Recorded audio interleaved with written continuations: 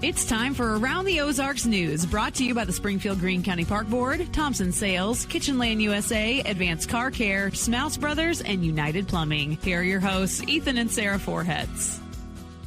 Hello. You have got Grace and Blasky again this morning. Grace here. I am the brand manager of Around the Ozarks. Blasky is our jack of all trades. Video producer is really his title, but jack of all trades is like what I like to call him. So, man of many hats. Man of many hats. Ethan and Sarah today are traveling because Caroline, their daughter, is in state for swimming because she's a freaking rock star. So good luck to Caroline, and we've got some news for you, so let's get into it. Do it.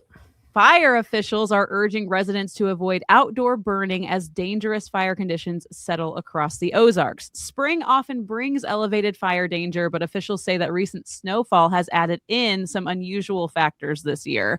Logan Rogersville Fire District Deputy Chief Travis Trent shared that snow introduced nitrogen into the ground, which can contribute to faster moving grass fires once vegetation has dried out. Combined with wind gusts and the humidity levels, fire behavior could intensify quickly. So for now, officials are saying the safest choice is just avoid burning things right now, whenever possible. Yeah, absolutely. I was going to say it was pretty windy yesterday. It was like 35 mile an hour wind gusts. Yeah. But they said like a red flag warning till 8 o'clock last night. So just best to avoid if all possible. So, unfortunately, from one fire situation to another, the Springfield Fire Department is reminding the community of the dangers of lithium-ion batteries after crews recently responded to a challenging lithium-ion battery fire at a local shipping company. Now, the department hazmat team arrived to find that the battery bank was still burning after several fire extinguishers had been used but failed to extinguish the flames, unfortunately. So the officials said that the fire involving the lithium batteries can reignite and burn at extremely high temperatures if not handled with specialized equipment. So the firefighters did deploy a specialized lithium battery fire blanket to extinguish the fire. Now, authorities are urging residents and businesses to follow manufacturer safety guidelines when charging, storing, or servicing lithium-ion battery systems. So we saw those fires in Kansas City, last year at the Tesla dealership? And I remember hearing that was one of the big issues as well, was those batteries, they just burn so hot. So be careful. So, moral of the story today, just stay away from fire. Nobody light anything on fire. Fire bad. That's the news, guys. Fire bad. Done. Bye. CoxHealth has announced a new quarterly free educational series designed to support and inform the community about heart health. The series will teach lessons on blood pressure, including what the numbers mean and how to keep them in a healthy range, as well as lessons and stories from physicians, emergency service professionals, and people who have experienced health hardships before. So make sure you check out CoxHealth's website to figure out more about that. Absolutely. Organizers of the Springfield Greene County African American Heritage Trail, which recognizes historical events and locations in the Springfield area, announced a marker ceremony for the Kentwood Hall Trail marker. Now, it's going to be the 11th marker on the Springfield Greene County African American Heritage Trail. Now, the Kentwood Hall Trail marker is going to signify its role in the desegregation of public accommodations here in Springfield. Now, the marker ceremony is scheduled for February 26th at 4 p.m. It's going to be at Kentwood Hall at Missouri State University and is the second on the Missouri State University campus. So, again, that's coming up here February 26th. It's pretty cool.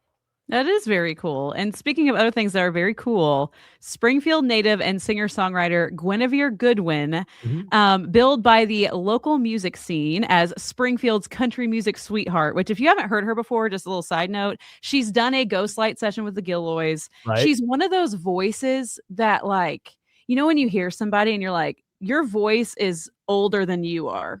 Like, you know what I mean? Like that's what kind of she does. Like classic or timeless feel to it a little bit. Yeah. That's what she has for sure. So she recently submitted an entry for this year's nationwide competition and internet era's biggest breakout stages called NPR's Music's Tiny Desk Contest. So you may have heard NPR's Tiny Desk Concerts. Right.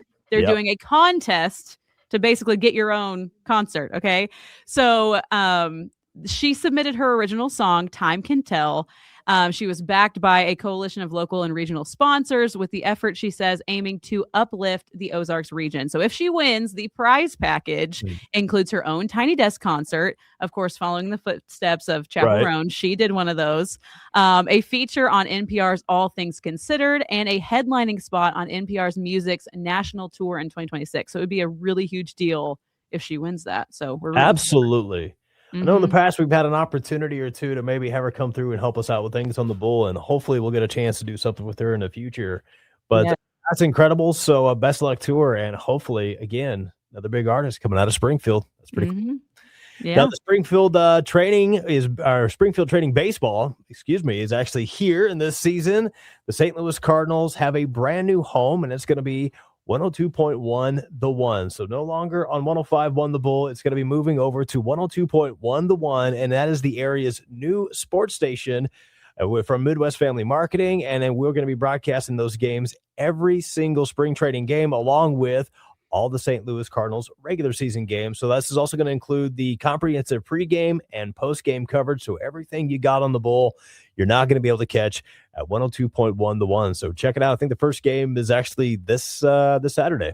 Yeah, tomorrow. I think so. And if you're a sports fan, like, they have got everything. So if you are a Blues fan, they got the St. Louis Blues on 102 The One. Right. They've got NFL, which of course that's over for right now. But when that kicks back up, you can listen to Monday Night Football, Sunday Night Football, Thursday Night Football, and they have the Jim Rome show. And so there's just a lot of good stuff over there. If you're a sports fan, you need to tune in to 102.1 The One.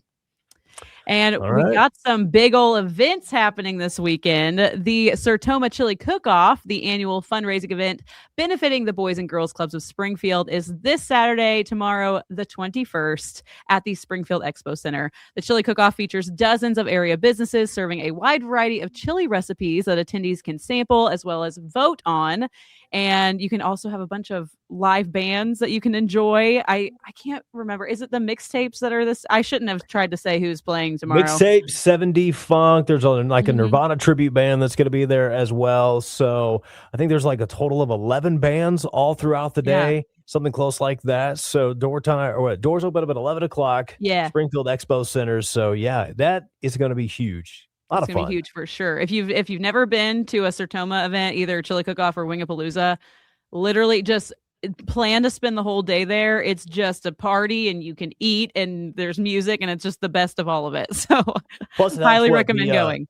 The Boys and Girls Club of Springfield, too, so it's all for like a great cause. So win-win across the board. Well, you can actually make it a packed weekend this weekend, because also going on tonight as well as tomorrow is going to be the Brines Bull Riding National, and it's happening at the Ozark Empire Fairgrounds at the Wilson Logistics Arena. Now, attendees can expect to watch the top-ranked bulls and world-class bull riders all put on a high-energy production with the edge-of-your-seat action for a showdown you don't want to miss out on. So, again, that is happening tonight as well as tomorrow, Ozark Empire Fairgrounds. So you can go tonight, then go to Chili Cook-Off tomorrow, and then wrap up your Saturday night with some more bull riding.